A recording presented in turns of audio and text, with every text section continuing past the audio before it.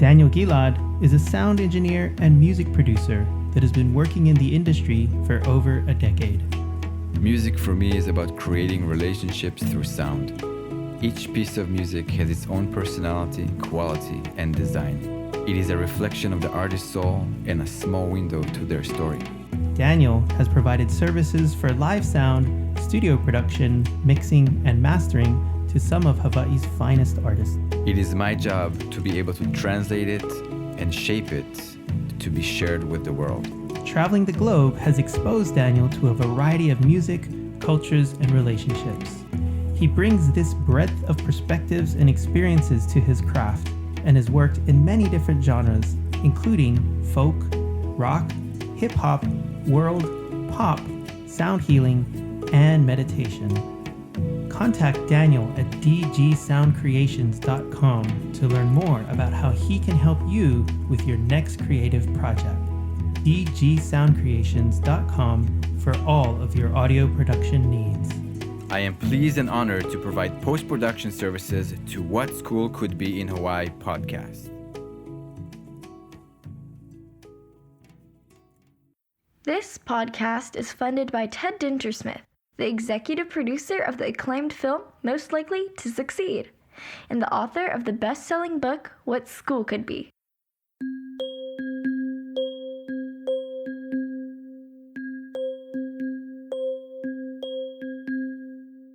Hey everyone, this is the What School Could Be in Hawaii podcast. I am your host, Josh Rapun.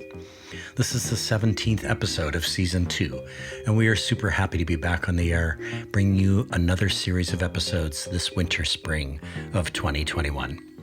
In the first semester, we brought you a former Teacher of the Year, a Kamehameha School's middle school expert, a published author, the founder of the School for Examining Essential Questions of Sustainability, and a mindfulness expert, among many other educators and education leaders.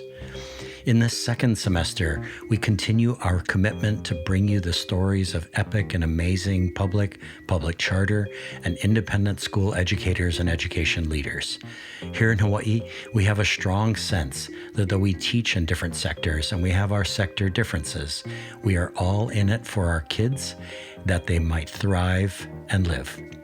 Today, we dip into the charter school sector and talk to Florence Scott, a dynamic, versatile education professional with more than 9 years managing academic programs and leading education initiatives while supporting and empowering students and her colleagues.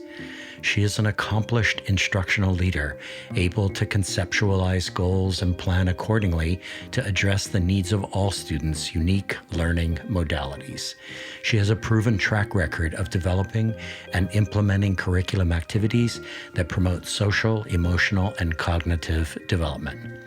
Florence serves as a middle school humanities teacher, guide, coach, mentor, and navigator at Hawaii Technology Academy's Kauai campus. She also served in various English language arts positions in both South Carolina, Maryland, and Great Britain. She has a bachelor's degree in English and a master's degree in education. And now, here's my conversation with Florence Scott.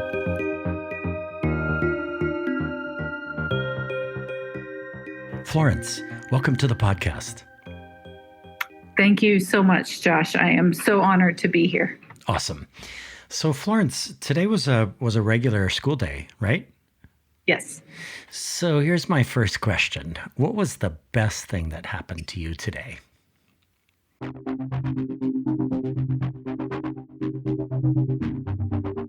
Oh, so my kids, my seventh graders are actually in the midst of, it's a Hawaiian history, and they are creating a stop motion animation project that addresses one of the elements that contributed to the unification of the Hawaiian Islands. And I have one student who is hand drawing her entire project.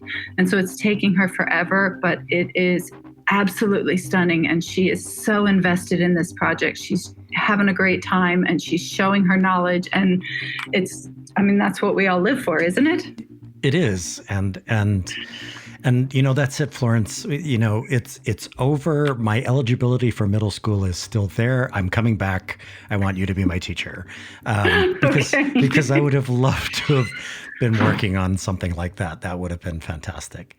That's great. Okay, so you provided me with a letter written to your current school regarding future employment. And in that letter, you started with a mission statement, and you wrote that it is your mission, and I quote, to establish a diverse, respectful environment where everyone is challenged to take ownership of his or her educational goals through active collaboration, insightful critical thinking, energetic creativity, and effective communication. I empower students to question, grow, and evolve as lifelong learners. So I want to ask you a couple of probing questions here about your mission. So what does it look and sound and feel like when students take ownership of their learning? And I'll caveat that by saying, I think that ownership of learning is a phrase we're using a lot lately, but which might not be well understood. Okay, I agree. I think that there is a lot of catchphrases in education.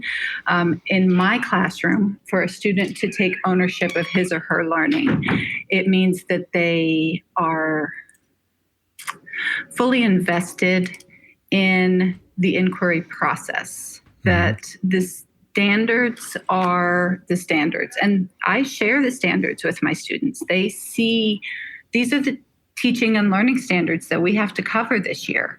And how are we going to demonstrate that you understand these? And it becomes a mission for some. For some, it's a little bit more difficult. But for a lot of kids, that's the first time that they really understand that they have expectations that aren't just by the teacher. And so they really invest in it, and they tend to make great strides. So if I'm one of your students, when is the first time that I'm going to be aware that there's this thing called ownership of learning, and what is that moment like, if you can describe that? Day 1, day 2. It's something I introduced very, very early in the school year. I have 180 days with my kids, and that's not a lot of time. But day 1, we talk about, in this classroom, you are in control. I can't force you to do anything. I can't make you do this. I can facilitate, I can push, I can encourage, I can empower. But the bottom line is, you're in control. This is your learning, your growth, your education. And how far you take it is entirely under your control. And what's the reaction? What's the reaction generally from the kids when you walk through that process? Some are surprised. Some are dismissive. They've heard similar things before. They've heard teachers say, you're in control of this, but I can't. And, I'm a mom of 3. I know that I cannot force them to do this work, that the learning process is hard, and we have to fail a lot to be successful. And so I want them to fail. I want them to grow. I want them to understand. And that's why I don't hide it when I make mistakes. If I have a typo, I have a typo. I'm sorry I had a typo. Let's fix it. How do I fix that typo? That's very cool. And of course, circling back to how you started when you were talking about that young person who's doing the sketching by hand, it sounds like she is fully invested and in ownership of her own learning. She is. She is, and it takes her extra time, and she knows that I don't mind. I tell them all the time, I would much rather you take your time and do your best work than rush through because you're afraid of a grade, which is a whole nother topic, right? Yeah, totally. It totally is. That's right. So also in your mission statement, you distinguish between teachers and educators. So how are educators and teachers different, and why make the distinction? So when I was first getting certified, my husband used to make comments. My husband wasn't a great student in school. He didn't like school. He didn't have teachers that really engaged with him. And as a result, he kind of floated through. And he did the bare minimum that he needed to graduate. And he's been a massively successful man. He served 22 years in the Air Force. He now works at KEO with homeless and housing. I mean, he's a successful man, but school, education didn't speak to him. And he used to say, he always says that teachers teach content and educators teach students. And the difference is that teachers, you deliver the content and the kid decides whether or not he or she is going to engage with it and learn it and take the test and pass the test. Whereas an educator engages with the student that is in front of him or her and meets that student where they are, academically, emotionally, socially, culturally, to where that student is empowered to grow from wherever they are. And in that risk-taking, that vulnerability is allowed, and students consequently grow tremendously. Wow. So connected question, and the last one kind of connected directly to your mission statement.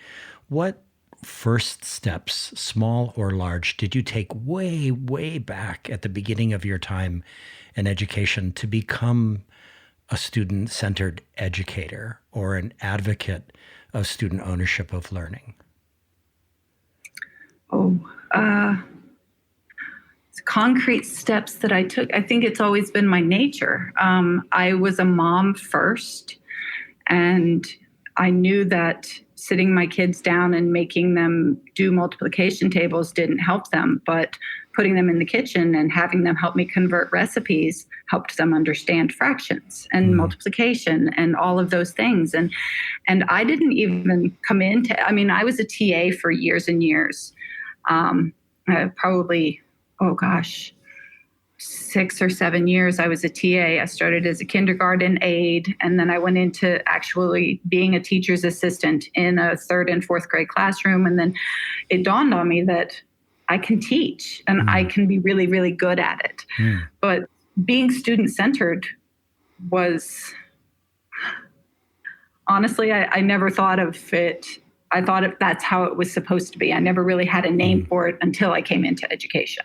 I think the reason why I'm asking that question is because, the process of getting teachers ready to be teachers it has been a particular process for more than 100 years. And you go through these colleges of education, and I wouldn't say by any stretch of the imagination that training is training in student-centered learning. So it feels to me, maybe that's changing, I hope, but to me, you have to be pretty deliberate in your practice of becoming an educator who's student-centered in order to make that actually work. Because the forces that work against that, and we'll talk about this later, grading, for example, are pretty intense. What do you think about that? I agree. I didn't come through a traditional training program. So I didn't start college till I was 40. I finished my undergrad very quickly, about 2.5 years, and then was going to go for my master's immediately, but didn't want to work full-time and go to school full-time for another year. So I went through a program for alternative certification of teachers, and it was a program in South Carolina called PACE. And it was basically a on-the-job training. Like, I would go to seminars on the weekends and during Thanksgiving break and winter break and everything else, but I was also in the classroom teaching. And so I honestly don't know a whole lot about traditional programs. So I can't speak to that with any truth. Yeah, that's super interesting. Me too. I dropped out of a teacher training program at University of Iowa. I was very frustrated with the classes that I was being forced to take. And I ended up just getting hired at a series of independent schools over 17 years. And I learned as I went. It was on the job training as you described. So that's super interesting. So Florence, in the same letter, you talk about modeling a growth mindset, which is another phrase being used a lot lately, especially related to Carol Dweck's work. I think our listeners know what the phrase means. My question has to do with education in general. So sorry, this is a big meta question, but how do we in this country, in this state, get to where, let's say, 80% of our faculty are student-centered educators with a growth mindset? Like, what's the secret sauce in your mind to getting an entire faculty into a growth mindset? We have to make it so that the faculty aren't afraid of failing. There's so many different pressures. There's so many different pressures and so many things, and the initiatives keep coming and coming, and teachers are afraid of failure. We're afraid that we're going to be judged either professionally, where it hits us in our pocketbook. And let's be honest, teacher salary is another issue that creates a gap between those that want to teach and the retention of teachers. But if we can create an environment that teachers can stop being afraid to fail and start understanding that we have to take risks in order to help our kids know that it's okay to take risks and that it's okay to fail, and it's not going to be the end of the world. Monty Siri is a blogger that I follow, and he always says it's just school. It's not the end of the world. Wow. And it's those of us that are in education. The majority of those of us that are in education are here because we truly love our kids and we want to help them be the very best individual that they can be. Whatever their path is, we want them to be the best at it. But if we're tied in through testing and all these jumping through hoops for the evaluations and this initiative's coming at us and that initiative's coming at us, we don't know which way is up. So how can we model that? We need to get rid of all of that stuff and make it so that teachers can teach and be treated as the professionals that they are. Wow, that's so interesting. I did an episode with Christy Federle, who's the campus director at HTA Maui, and that was early in season 1. And we had a wonderful conversation about something that she tried in her classroom that was admittedly a very risky bet, and it kind of blew up on her. But she learned so much from that moment about herself, about her students, about what she wanted to be able to do as an educator. So do you have an example like that where you really rolled the dice on something and you weren't sure that it was going to work? Sure. Too many to count. Exactly. I mean, if we're going to be risk takers, we're going to fall flat sometimes. Yeah. Yeah. Oh gosh. An example of that one. I tried poetry club. In fact, this is really, really recent. I decided I wanted to do a poetry club, an after-school club with high school students. I'm a poetry fanatic. I love poetry. I love music and poetry in music. And so I decided to do a poetry club for high school students. I teach middle, but at HTA, I can cross those lines. And so I got a couple of students that were involved, and then we decided at the last minute to do poetry out loud, which we were under a super tight deadline. It was really, we had less than a month. They gave us an extension so that we could participate. And so we're super grateful that we got to participate, but at the same time, it was so rushed and it was so chaotic. And we jumped in and we didn't really know what we were doing. And so we're reading the instructions and the requirements like the day we're trying to record, and it was chaos. But it was, we got a submission.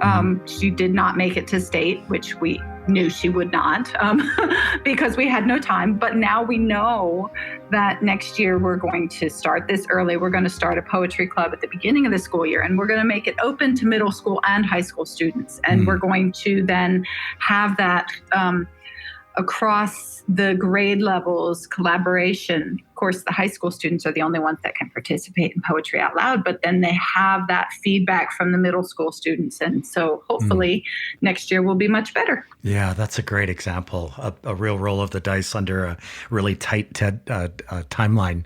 But there you go. You're moving forward with it. That's very cool. So Florence, you teach at a charter school on the island of Kauai, HTA, which does Hawaii Technology Academy, which does blended learning on all of its many island campuses. So for those who do not know the term, what is blended learning? So in its purest form, blended learning is a blend of online, face-to-face, small group, individual instruction. So it's about finding the best way to deliver instruction and work with students to help each student be his or her best academically and socially. That some of them need more small groups, some need more individual work. And at HTA, we work to make sure that all of their needs are met. So what does it look and sound and feel like in a blended environment? Well, so this year is my first year at HTA, and because of COVID-19, it has been pretty chaotic. We started out full virtual, but under normal circumstances, we would have an independent day for students to work on independent assignments, passion projects, that kind of stuff. And they would, if we have field studies, those would be scheduled on those days. And then we have 2 face-to-face days on campus where they come in and we work and teach in a more traditional setting. And then we have a virtual day where they meet us and we do synchronous classes online through Zoom. And so you enroll your students' parents as learning coaches. So what is a learning coach, and what example or two could you give me of a parent supporting one of your students with coaching? Oh, okay. Well, a learning coach is exactly what it sounds like. Our learning coaches are the student support at home, keeping them. They're not expected to teach content. They're expected to keep students accountable for what they're supposed to be doing. We all know that some middle school students are not as motivated to finish assignments or to do things on a schedule. They'd rather go surf. I had one of mine today. He said, if I'm not in class tomorrow, it's not because I didn't go surfing. So a learning coach's responsibility is to monitor and ensure that the student is doing what they're supposed to be doing at home. And it is a constant communication between the teacher, the learning coach, and the student. And like when I send an email to a student, the learning coach is automatically CC'd on it. When I send an email to a learning coach, the student is automatically CC'd on it because it's a 3-way conversation.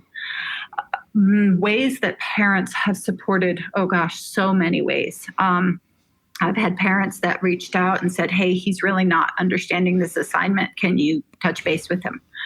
I've had parents that I have reached out to and said, I'm concerned about this. And immediately the student has, addressed whatever it was that I was concerned about. I'm in communication right now. My students were chosen to be, we're participating in the We Are America project, my 8th graders. And so I have one parent that has been concerned about privacy, her students' privacy. And so she and I've been on the phone probably 6 or 7 times over the last couple of months, just discussing and making sure that she's comfortable with what we're doing.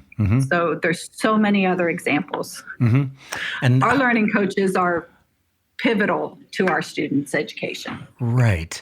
And how do you prepare parents to be coaches? Or how does HTA do that writ large? Well, I know that there are several learning coach trainings that parents have to attend at the beginning of the school year. Just like students go to orientation, parents go to orientation for learning coaches. And they're walked through step by step by step, how to do this, how to do that. Where do you find this information? How do you approach this situation?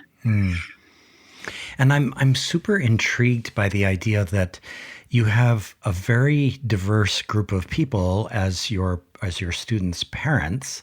And in what ways do you potentially tap into that diversity of experience? For example, like, if my daughter was at HTA, I'm a former chef, former hotel manager, former teacher. I've worked retail. My wife is, the publisher of Hawaii Business Magazine. Like, how do you, are there ways that you tap into the life stories and the expertise of your parents as part of the coaching process and the learning process? Absolutely. Absolutely. We will reach out to parents and say, hey, this is a project that we're looking for. This is something that we'd like to do. Is there anybody that can jump in and help us out? We ask for parent volunteers. I was just on a Zoom call with a parent this afternoon asking for some support for, we're doing TED Talks in fourth quarter with seventh grade. And this parent has experience with directing and actors and producing and that kind of stuff. And so he's going to come in and help our kids with that realm of things. Some we don't know as much about, or I shouldn't say I don't know as much about. As I said, I'm still learning, still growing at HTA, being my first year. I know that I have a lot of resources that I have yet to tap. I think this notion of the diversity of your parents is one of the most, and parents as learning coaches, is one of the most intriguing things for me about HTA. Here I am, I'm a podcaster. I just got invited by a head of school at a small independent school on the North Shore here on Oahu to come in and Zoom with his students who are working on developing a podcast. Like, that's awesome to get an opportunity to do that. And it makes me feel included. So I love that idea. And I think that that'll be really fun for you as you continue forward to tap into all of the people who serve as parents. So that's very cool. So, hey, everybody, let's take a minute to reintroduce today's guest. Florence Scott is a humanities teacher, coach, mentor, and guide in the blended learning program that is Hawaii Technology Academy's Kauai campus. So Florence, in that same letter to HTA that we've been referencing, you talk about, and this is a phrase I totally love, inventive teaching and learning techniques. I love the word inventive. I would love for you to share one or two specific examples of projects or curriculum that showcase your inventive technique. Oh, okay. Well, one of my favorites is a presentation that so Ellen Fox she's now with Triad Restorative Justice in North Carolina, I think. But she at the time was teaching, and we had partnered up to create a unit for the Selma to Montgomery March, looking at voting rights. And we were trying really hard to figure out, how do we show our kids what it's like to be promised something and to have it taken away, or to have to meet all these extra criteria. Wow. So we, what do middle schoolers care about? Middle schoolers care about playtime. Now, we're not taking that away from them. And fairness. Okay, well, this leads into that. And you know what? Candy. Middle schoolers like candy. Yeah. So we made a big deal about this one day because, people are absent and this and that. So we set it a week in advance, and we said, everybody who comes to class on this day gets a lollipop. Every single person that walks in the door is going to get a lollipop this day. And we built it up, made a big deal about it. We had banners that we hung around the schools because we were at different schools at the time. We made a really big deal about these lollipops.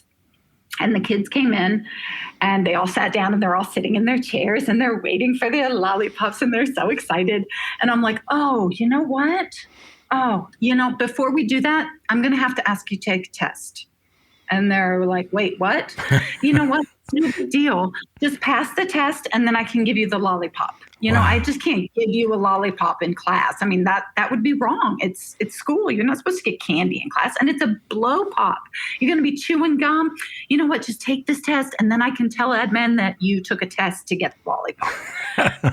And so they had to take this test, and it was all about the history of the blow pop. Like they had to, it was, when was it invented? What are the ingredients? What were the original flavor? I mean, like stuff that they would have no clue, right? And they're getting really, really frustrated. And they're like, but this isn't fair. And I'm like, you know what? You don't have to take the test. And they get all excited. I said, you know what? Give me $10. Give me $10, and then I'll give you the lollipop. Wow. That's remarkable. And one kid actually pulled out $10. He's like, here, take it. So I took his $10. I gave him his lollipop. And he's sitting there sucking on his lollipop. Everybody else is getting really, really mad. And I'm like, you know what? Guys, this is what literacy tests were like. This is what poll taxes were like. You were promised the right to vote, and then you had to take a test or you had to pay a fine in order to get the right to vote. They didn't forgive me for about 3 days, but wow. Wow. And it made such an impression. Yeah, I can imagine how outraged they were. And also, like, at what point did the actual, the phraseology around civil rights come into the picture in that example? The very next day. The very next day, we did a gallery walk of actually images from the Selma to Montgomery March. That was for that unit, that was our central text. And then we had all of these extras, like we brought in primary source documents and we brought in just extra texts, not really fiction, but definitely more creative fiction, creative nonfictions and we brought in poetry and we brought in so it was all of these different texts, but the central text was the Teaching Tolerance Now, Learning for Justice documentary. What is the title of that? It's The Bridge to the Ballot. That's what it's called. But it was the very next day when we actually did that was our hook. That was our, let's get them passionate about this. Let's get them really invested in the fairness of it.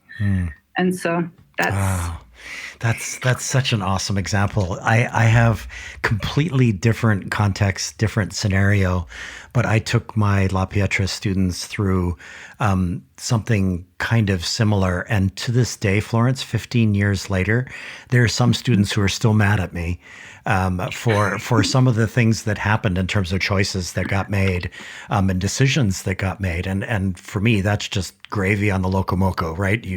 That just means that they've retained it in the best possible way. Exactly. That's fantastic. So, okay, brief side question here. I was interested to read in your resume that you implemented a school-wide hour of code program at one point. So Yes. So you are more than a humanities educator. Like what? Like you do tell, do tell. Well, my first year, when we first moved to South Carolina, I was finishing up my undergrad degree. And I wanted to get into the classroom. And so I was really lucky that Dr. Barber, who is the principal at Pontiac Elementary, offered me a position. It was a TA position. And she said, basically, I want you in my school. These are the positions I have available. What would you like? And I said, I want to do the computer lab. And she said, why? I said, because that's where I'm the weakest and that's where I need to grow the most. And what better motivation than having to teach it? So, I was in the computer lab and I got an email about Hour of Code. And I was like, we're doing this. So I created a resource document and split it up. It was K through 5. And so I had it split up according to grade level appropriate coding games. And that's what we did in the computer lab for the whole week. And about 94, I think, 93.5% of the students earned their hour of code certificate that week. So. Wow, that's so funny. I remember, Florence, back when I was teaching at Punahou in the 90s, that my history department chair, a guy named Mark, made an announcement that he was going to be teaching the following year in the math department. And the whole place blew up. They just didn't even know how to handle that idea. Like, you can't cross those lines, you know? That was pretty funny. So, okay, now this is also a bit of a meta question here, but back in 2020, last year, you transitioned from a public school, Kapa'a Middle School on Kauai, to a charter school, Hawaii Technology Academy. So we've been talking a lot in Hawaii about many va'a, one voyage, many canoe, one voyage, meaning we are all educators in it for all of our kids, public, private, and charter. So I think, what are your thoughts about this? Maybe another way to ask it would be like, what do you see as the role of charter schools here in Hawaii? You know, granted that you're just in your first year and coming to understand what the culture is like. Oh, that's a great question. So I see the role of a charter school as the stopgap between the kids that maybe need a little bit more individualist attention than they get in a public school. And it could be that the students need that, excuse me, and it also could be that the parents have chosen that role for their children. But a charter school, I'll be honest, I never thought I'd go to a charter school. I loved public education. But the mission and vision of HTA pulled me. I was actually looking for a new school for my daughter when I came across HTA and was like, wow, this school aligns so closely with my own educational philosophy. How can I not just, hey, let's try and see what happens. Maybe it'll work. As far as the role... Well, the original law, 1994, the charter school law, established the first, I think it was 25 charter schools, to be education incubators, if you will, innovation incubators. And they were supposed to be demonstration schools for the rest of the public school system, which by and large they have been over the years. And for some reason, for a number of reasons, we've been able to avoid some of the worst sort of recriminative, nasty kind of finger pointing that happens between public and charter schools that happens in other states. So I think what I'm interested in is your perspective on the ways that HTA can serve as a demonstration school for the community at large, both public and private. Oh, that's a great question. I do think that, especially since COVID-19 and the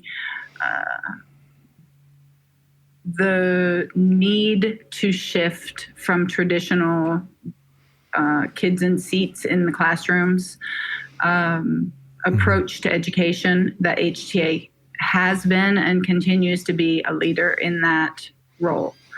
I think that we are on the forward edge of the necessary implementations that, the necessary requirements for meeting the needs of a blended environment. I don't know how much has been discussed at the administration level as far as how much we have helped. I do know that I have kept in touch with several of my colleagues from Kapa'a Middle, and we text and speak regularly about different instructional strategies and different platforms that I have used in the past and still use here at HTA that they weren't familiar with, that have helped them. That's great. That's absolutely fantastic that you're continuing those collegial conversations that cross the two sectors. That's very, very cool. And I imagine that Hawaii Technology Academy was pretty uniquely positioned when COVID hit more than a year ago because of its blended learning focus. And so hopefully in the future, as everybody copes with some form of in-person and or virtual instruction, that HTA will be able to provide some of that demonstration material, and it'll help everybody. I think that's pretty cool. So Florence, I'm going to ask you exactly the same question that I asked a previous guest a couple of weeks ago. His name is Jonathan Medeiros, and he teaches humanities at Kapa'a High School. And so I wanted to ask him about teacher evaluation, and here's exactly the way that I posed the question to him. So I'm going to pose it to you. Let's imagine a new and fresh conversation about teacher effectiveness.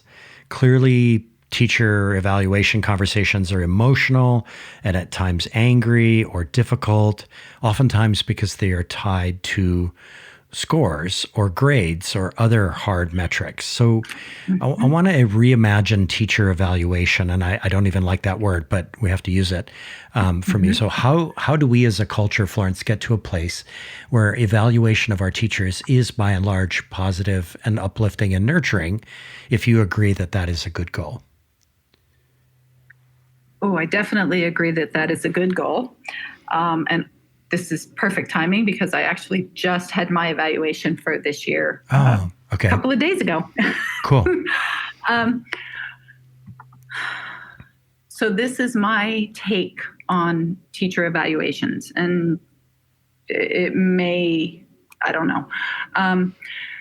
I think that teacher evaluations need to stop being focused on student data, but instead focus on the teacher setting a goal that will benefit their students. So if I set a goal to improve my feedback, which is the goal that I set for myself this year, I want to improve my feedback so that my students utilize it and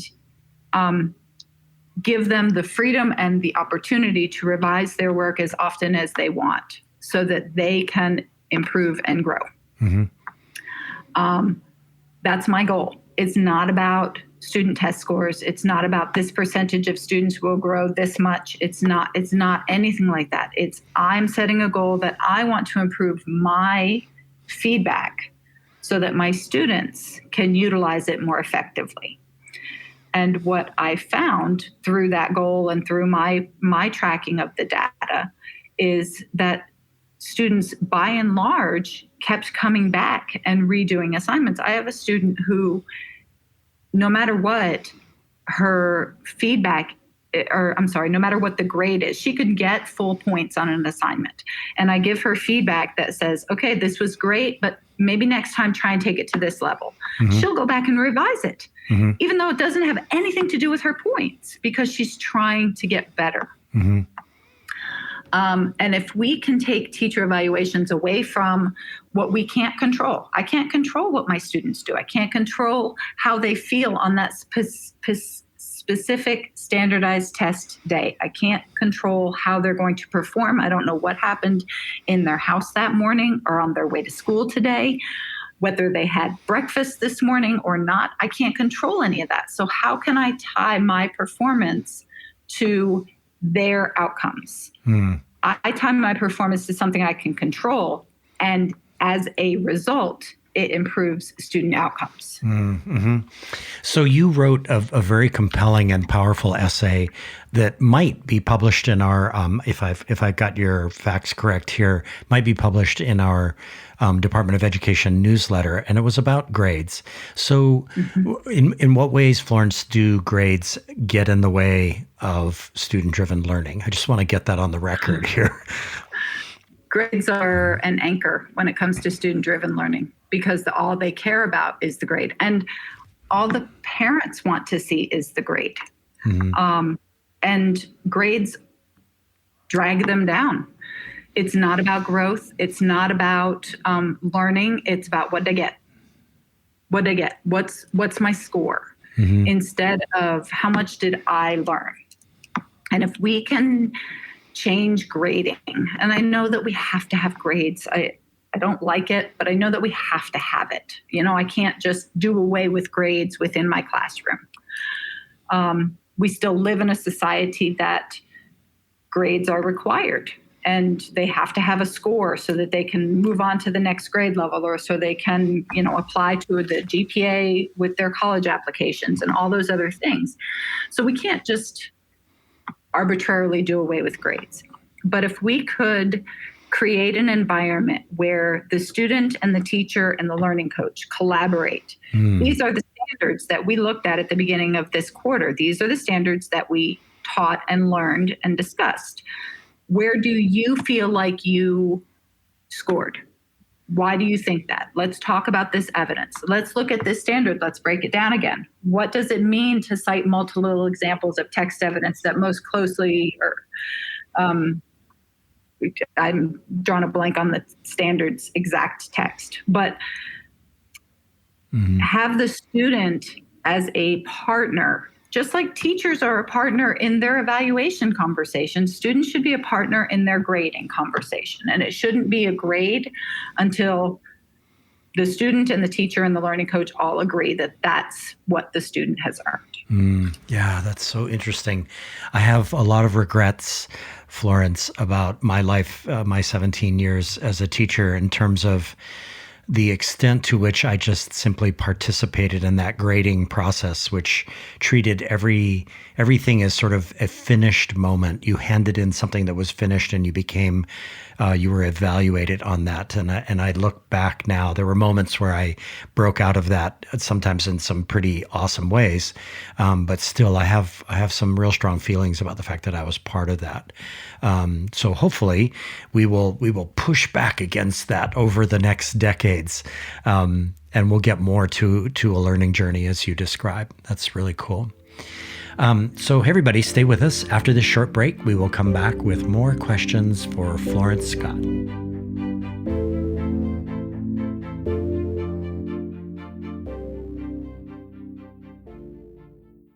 This is Guy Kawasaki. If you want to learn how to be a remarkable person, please check out my podcast, Remarkable People. I interview people like Roy Yamaguchi, Margaret Atwood, Jane Goodall, Stephen Wolfram, Steven Pinker, Ariana Huffington, and Steve Wozniak. The point of the podcast is to help you become a little bit more remarkable.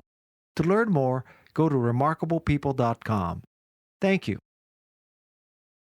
Hawaii's business people and professionals want to support our public high school students across the state, like me, Law Yagovich, a senior at Ku'uku High School. And Hawaii's teachers and other educators want classroom speakers, curriculum advice, contest judges, mentors, and other support from businesses and nonprofits. The Climb High Bridge is Hawaii Department of Education's official platform to connect the two communities. It's like Match.com, specifically designed to connect businesses and schools. Learn more by sending an email to info@climbhigh.org. That's spelled CLIMBHI.org. Hi, friends. Toy Hirschman here from the Entre Ed Talk podcast. I am super excited to support the What School Could Be in Hawaii podcast, hosted by none other than the amazing Josh Rappoon. And I also want to give a big shout out to all of the incredible educators in Hawaii who are doing unreal things in the entrepreneurship and design-based thinking spaces. I hope you all subscribe and listen to What School Could Be in Hawaii. And also, hey, why not check out the Entre Ed Talk podcast, where we interview stellar entrepreneurial educators and entrepreneurs from across the country and globe. I cannot wait to connect with you.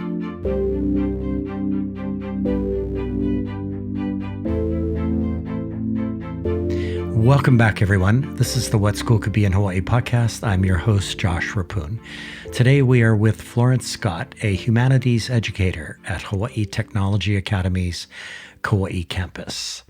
So, Florence, let's talk about water resources. This is something my Rapun family has been involved in for decades here in Hawaii. You have your sixth graders read Linda Sue Park's book, A Long Walk to Water, as the gateway to looking at water issues, and you used a web-based resource called Water Guardians. So what were your first steps into this project, and in what ways did you see student engagement becoming manifest along the way? Well, the first step was I had students track their water usage over the course of a week. How much water did they use? And there's a H2O for Life has a water tracking sheet that we can use. And so students track their water and they see how much water they use. And then we compare it to water usage from people in different parts of the world. And so that right there was a huge eye opener for students because, they don't think that 33 gallons is a lot in a week until they see that people in Sudan are lucky if they get 6 gallons in a week of usage. And so there's this huge cognitive dissonance in them that they're like, wait a minute, people don't have access. And then we turned it into, we look at the Water Guardians programming that takes us through the water process from the Mississippi River and all the way down into the ocean. And so this is a really great way to show students that water is, they hear it, but to show them they see it, the dangers of water shortage. And so their final projects were incredible. They came up with ideas of how we could save more water. They're talking about creating rain barrels at their house so that they can use those to wash the car, kind of stuff. Wow. So it's really, really cool. Wow, that's fantastic. So I taught history for 17 years and am a history geek, I admit it. So I loved in your Twitter feed references to a project you were doing with students titled We Are America, and you referenced this a few minutes ago. So what is this all about? It seems particularly germane in light of January 6th. Yes. So the We Are America project started with Jessica Lander did it with her group, with her students. She's a high school teacher in Lander, Massachusetts. And anyway, I'm getting names mixed up. But so what it is we teach history as moments. We teach history as these big wars and signing the Declaration of Independence and the Civil Rights Movement as a whole. But really, history is in those moments, those individual moments where individual people are changed for the good or for the bad because of internal and external motivation. And so students are challenged to write their own narrative. So they write a short story, and we're publishing this book that is a collection of my students' change stories. What are those moments, big or small, in their life that fundamentally changed who they are, how they see themselves, how they see the world?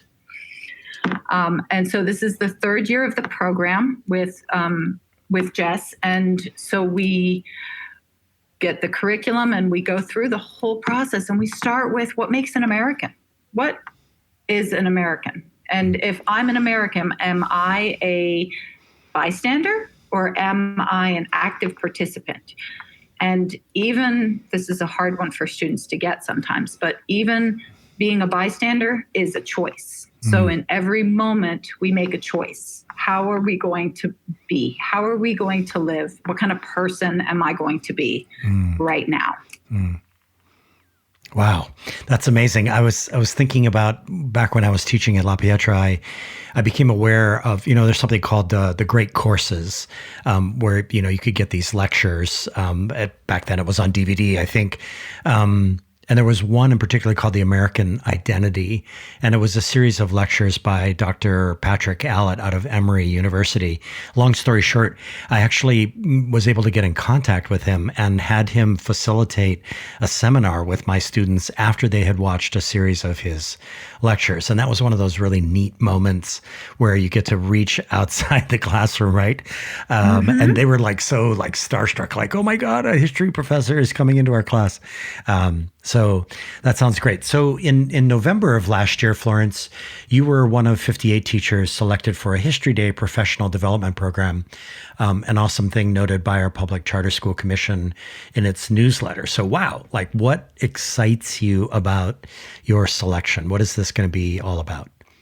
Well, so the National History Day program, the way that it was set up was so that I would be able to facilitate National History Day projects for my students. And it was an absolutely fantastic seminar. I learned so much that, my brain immediately, when you said that, my brain is immediately flooded with all of these memories and images and things.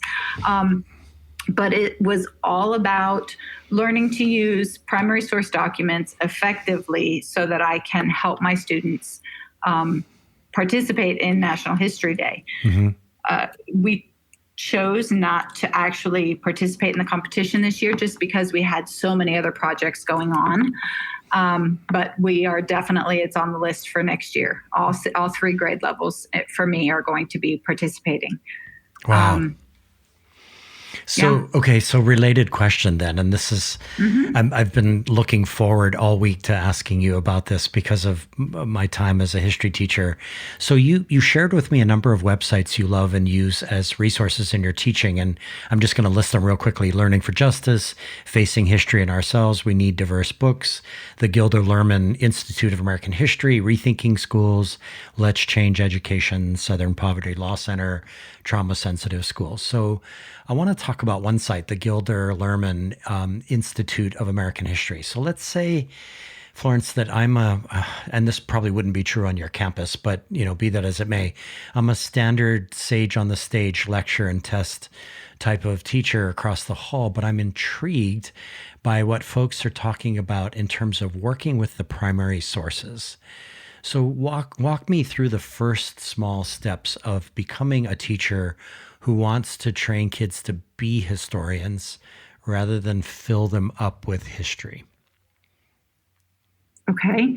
So we use a strategy that I learned at the National History Day Project webinar or seminar. It's observe, reflect, question. And so we use that for all primary source documents in our classroom.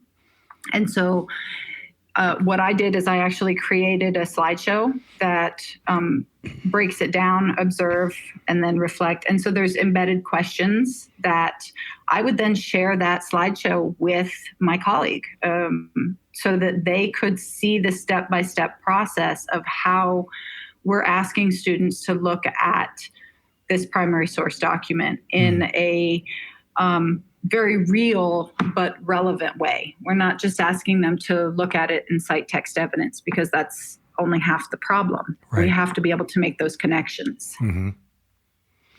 Right. That's amazing. I remember, at one point when I was teaching that I was teaching high school, very frustrated. You know what the document-based question is within the AP, right? And so it's such a, I'm sorry to say this, I'm just going to say it's such a boring process where you sit down without any prior warning and you get this DBQ and there's a question and a bunch of documents and you have to suddenly, go through them and figure out what they're all about and make those connections that you're talking about. So I just tossed that and said, I'm going to give you all the documents ahead of time. What I'm not going to give you is the question. You can nosh on what you think the question will be all you want. And I remember this at this one point where I finally handed out the test, which was just essentially the question because they'd had the documents. And this one student stood up and slammed the whole thing down on the ground and said, "I knew it. This is exactly the question I thought was coming." And I was like, Shazam, we've hit it there.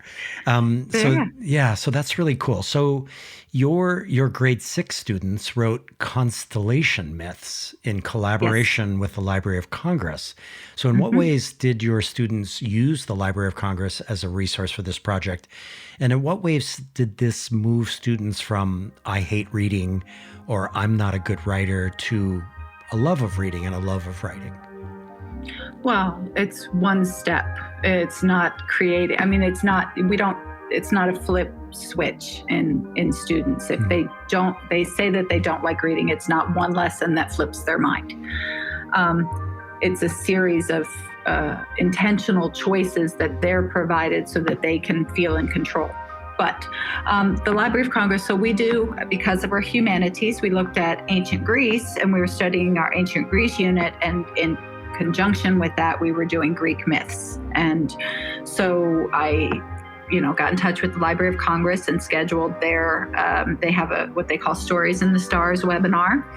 And we did some Greek myth work ahead of time, and we did some constellation observations ahead of time. And then we went into this webinar, and the two ladies from the Library of Congress taught my students these different myths and how they transitioned into the stories in the stars. And so the kids then were challenged to write their own myths, and some did graphic novels, and others we have a Pixton EDU platform that we like for creating comic books. And so some of them did that digitally, some of them did it on paper, some of them actually just wrote a Greek myth. But the storyline was that whoever their protagonist was had to end up as a constellation. And they had a great time with it. They had a lot of fun, and we were so grateful to the Library of Congress. There's so many resources out there to bring in those expert opinions. It's just a matter of asking and finding it in the schedule. Wow, that's so neat. That's exactly what Jonathan Medeiros at Kapa'a High School talked about in terms of turning ownership over to the kids, that ultimately you go through these series of exercises, but then they get to do their own version of it. And that's very, very cool. So Florence, we're coming down to the end here. This hour has absolutely flown by. So a couple more questions for you. So yesterday you watched a film that I made and just recently released called the Innovation Playlist. And I appreciate that you watched it. And you noted to me that it got some feelings stirred up in you. So what were those feelings? Pride, so much pride, so much joy in seeing those kids and those teachers working together to change the world. I mean, we tell our kids that they are in power. And I tell mine all the time that they have to understand the world so that they can take control of it and change it for the better. And those teachers and those kids are already doing that over there in Waimea Canyon. I mean, it was just, it was really a powerful insight into what is actually going on in some of our schools. I've only been on the island for a couple of years, so I'm still learning. Yeah, that was my intent, and I really appreciate your feedback. My intent was to showcase on several islands some of the things that are actually going on.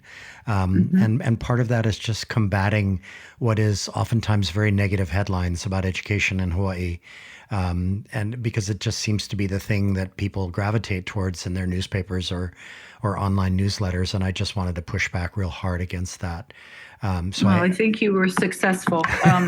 That narrative is across the country and really around the world, and so to have someone like you that's doing that kind of work is really important it's important to get out there. Thank you. And I fully intend to keep doing it. And this podcast is another way to do it, because I'm closing in on 50 episodes now, and each one has been a unique moment, as you describe, about history, where somebody gets to share what they do as an educator and how they engage students. So last question then, and this is a big meta one, so a 10,000 foot level question. So here goes. Okay. We're in a moment where there is a ton of talk about product-based learning and learning that is focused on being job ready and adaptive in the scary age of acceleration. And we talk a lot about CTE, or career and technical academies. So in light, Florence, of computer education, AI, coding, software development, et cetera, what is the case to be made for deep dives into the humanities? it's stronger than ever because of all of that, because we're becoming so tech-based and tech-dependent, that it's our humanity that makes us human. It brings us together. It creates the connections that cannot be mimicked through AI, through technology. It's compassion, humility, vulnerability. Those are truly human characteristics. And those are the connections that we need to move humanity forward. And I'm going to sneak another one in here at the very end, because I've interviewed so many middle school educators, which was kind of a surprise to me that when I started this podcast, I would get so attracted to the middle school experience. Mine was because middle schoolers are awesome. Yeah, they are. But my middle school experience was absolutely crummy. So what is it, Florence, about middle school? How do we keep it from becoming a soul-crushing experience? How do we make it a springboard for the creativity and imagination and innovation that is elementary school? You're going to get a side of me that you might not like, but here goes. Okay. The problem is that we treat middle schoolers like they're high schoolers. And this is across every school district that I've ever worked in. We treat middle schoolers like they're high schoolers, and we forget that they're still children.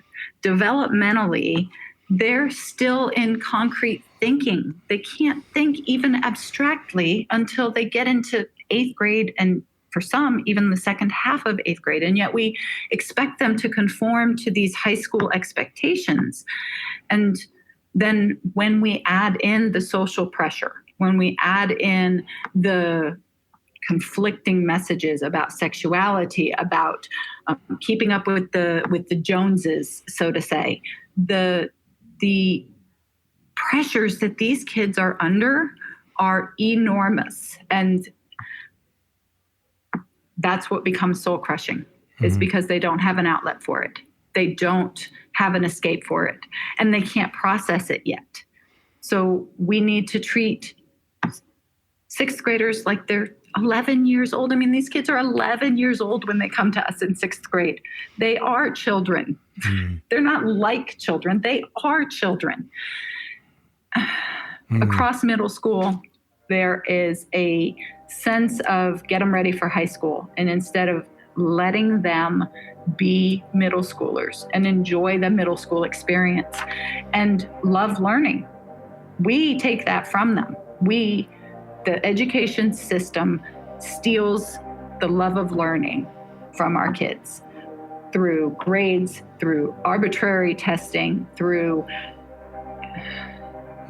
inflexible requirements that don't allow for the individual.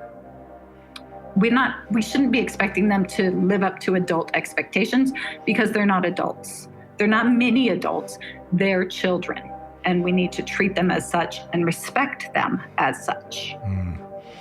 And therein lies the reason why I would like to come back to middle school and have you as one of my teachers, Florence Scott. Well, I appreciate that, Josh, but I'm no different from any other. I mean, all of my colleagues are just as passionate. I'm so blessed to be surrounded by people that truly just love kids and want them to be their best selves. That's fantastic. So Florence Scott, humanities educator at Hawaii Technology Academy's Kauai campus, thank you so much for being on the show today. We appreciate you, and we want you and your family to stay safe as we hopefully come near the end of this COVID pandemic. And we look forward to checking in with you again in the future. Thank you so much, Josh. I am so grateful for your time today. Thank you, awesome and epic listeners, for supporting this podcast and giving it 100% 5-star rating. We appreciate you and thank you for all your wonderful written reviews. This podcast is inspired by the book What School Could Be. To join the What School Could Be community, and man, oh man, what an incredible community it is, go to community.whatschoolcouldbe.org or download the What School Could Be app from your favorite app store. If you love these episodes with remarkable, innovative, and imaginative educators and education leaders, please give us your own rating and write us a review at your favorite podcast store. The What School Could Be in Hawaii podcast is brought to you by Josh Rapoon Productions. Your host is me, Josh Rapoon. My editor, show consultant, and sound engineer is Daniel Gilad at DG Sound Creations. Daniel, an amazing musician, created the original theme music heard in these episodes. To learn more about Daniel or to hire him for your next music gig, see our show notes where you will find his Facebook and website URL. This series is funded by education change agent Ted Dintersmith, executive producer of the acclaimed documentary film Most Likely to Succeed, and author of the best-selling book What School Could Be. Send us your feedback to mltsinhawaii@gmail.com. Follow us on Twitter and Instagram at MLTS in Hawaii. Finally, please like our Most Likely to Succeed in Hawaii Facebook page and YouTube channel. Please stay safe, wear a mask, stay physically distant from one another, and get vaccinated when it is your turn. Most of all, please bring kindness and compassion into the world. The gods only know how much we need both right now. See you soon.